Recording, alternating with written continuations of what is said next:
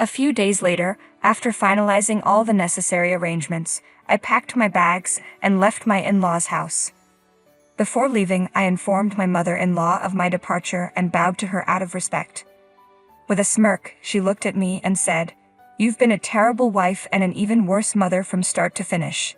She went on to accuse me of being the worst mother for leaving my children. I couldn't believe how much more she could mock me. My daughter and son chuckled when they heard my mother-in-law's words. My name is Maria, a 42-year-old housewife. I live with my husband Ken, our son Josh, and our daughter Amy. Our children have grown up wonderfully, and Ken works hard to provide for us, so we've enjoyed a peaceful life without any major issues. But recently, things have taken a turn. My father-in-law passed away due to illness, and my mother-in-law moved in with us.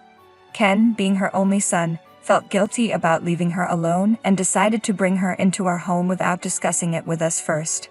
I had always known my husband was a bit of a mama's boy, but I never expected him to make the decision for her to move in with us on his own. He informed us that he had already sold his parents' house.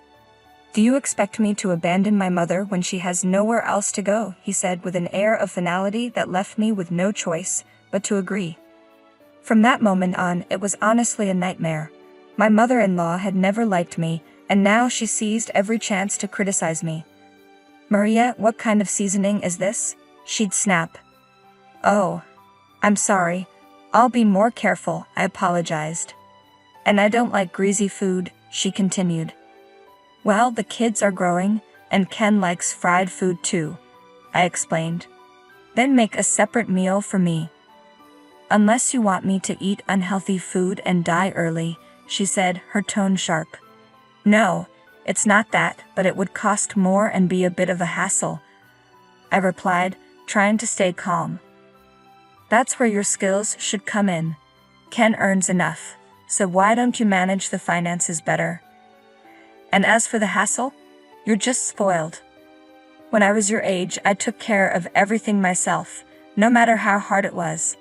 It's such a pity that my grandchildren have to grow up in a house run by such a lazy mother. I feel sorry for them." I thought to myself, if you have so many complaints, why don't you handle it yourself? But I kept quiet because I knew that even a hint of disagreement would earn me my husband's wrath. When I first moved in with my mother-in-law, her constant nagging pushed me to snap. "If you have so many opinions, why don't you just take over?" She reported this to my husband, and he was furious. He confronted me, saying, "How dare you speak to her like that when I'm the one supporting you?" I considered divorce, but as a housewife, I knew I couldn't manage the children alone. They are my greatest treasures, and I couldn't bear the thought of losing them, so I chose to endure the relentless criticism in silence. Instead of merely enduring the situation, I began quietly preparing for a divorce.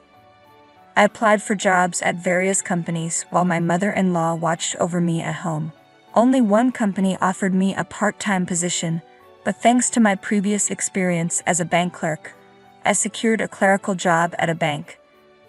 It was my first corporate role in a long time, and I found it exciting. Although the job came with its own set of responsibilities and stress, it was still a welcome relief compared to being constantly under my mother-in-law's scrutiny. However, my mother-in-law was not pleased with the fact that I was working. "Why work when Ken earns a good salary? Maybe she's just out looking for men," my mother-in-law muttered. "That's a ridiculous way of thinking. You're being completely unreasonable," I thought to myself.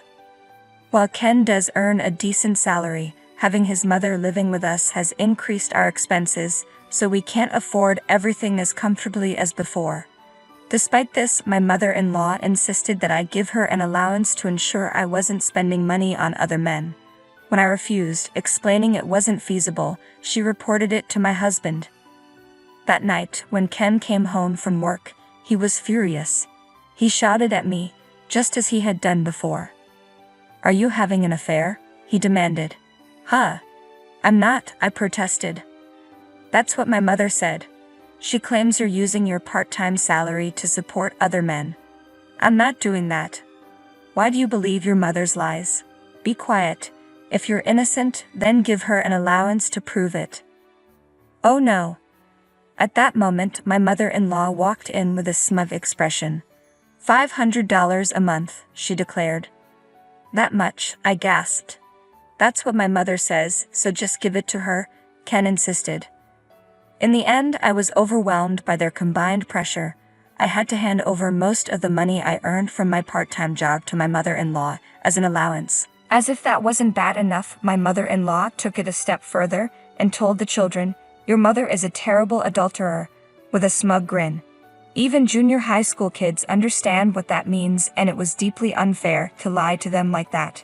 I felt completely helpless and thought it was grossly unjust. It was tearing me apart. Then things took a turn for the worse. I discovered that my husband was having an affair.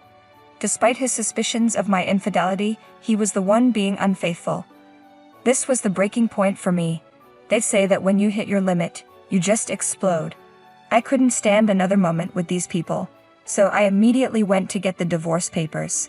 "I don't want to stay in this house after you had an affair," I told my husband, confronting him with the divorce papers. He laughed and said, "I don't want an old woman like you in my house anyway." It was clear he intended to be with his mistress after the divorce. He agreed to pay alimony and divide the property without protest. When we asked the children what they wanted to do, they both chose to stay in the house. My mother-in-law gave me a smug grin and remarked, "I always knew you preferred your father over this woman." A few days later, after finishing all the necessary paperwork, I packed my bags and prepared to leave my in-laws' house. In the living room, informed my mother-in-law that I was leaving that day and gave her a respectful bow. She grinned once more and said with biting sarcasm, "You've been a terrible wife and mother from the start."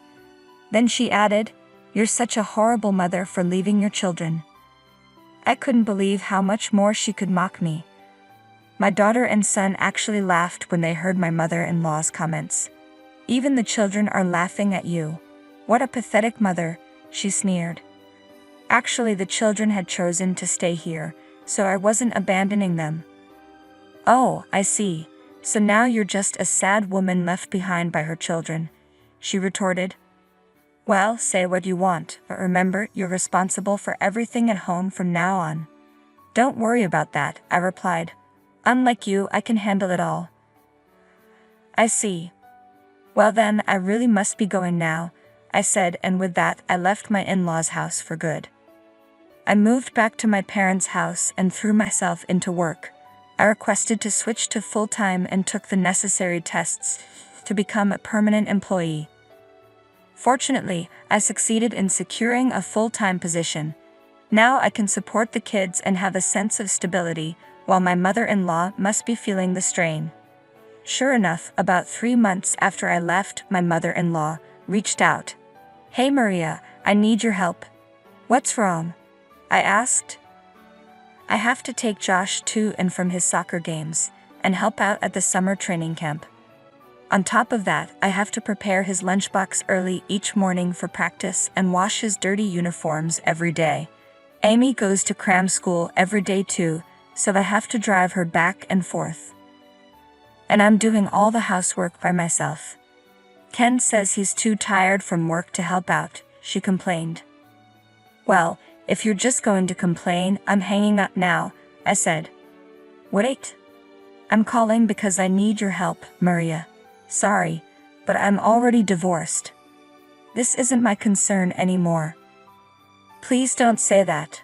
No, I won't come back. But I understand that you're struggling to manage everything on your own. I can't leave my precious children in your care. I will be taking them with me. But they want to stay here. That's because they want you to understand how hard I've been working." "What do you mean?" "When I decided to get divorced, the first thing I did was talk to the children. They said they would follow me immediately." Amy, my daughter, asked, "So this means grandmother and the others are just pushing you out, right, Mom?" And Josh said, "I don't like that. We know how hard you work, Mom." So the kids decided to stay here for now to show their grandmother what I've been going through. I was overjoyed that my children were on my side. I resolved to earn enough to bring them home with me. Well then. Yes, everything is going according to plan. I'm now a full-time employee and I'll be taking the kids. Oh no. I hired a lawyer and requested that custody be transferred. Since the children wanted to live with me, the process was straightforward, and custody was granted without difficulty. When I reported the affair to my husband's company, his boss was stunned, and as a result, my husband was transferred to a department where his career prospects were severely limited. Because of this demotion, he can no longer afford the mortgage on their house. My mother-in-law has been forced to start working as well. She's furious with her son for putting her in this position. Now my ex-husband and ex-mother-in-law are blaming each other, and it looks like they might have to leave the house soon. Well, that's no longer my concern. In the meantime, I rented an apartment and moved in with my children. They're growing up wonderfully. My daughter handles the cooking, and my son helps with the laundry and cleaning. I'm determined to support them so they can pursue their dreams, so I'll keep working hard and earning. Thank you for watching. If you enjoyed the video, please subscribe to the channel. See you in the next one.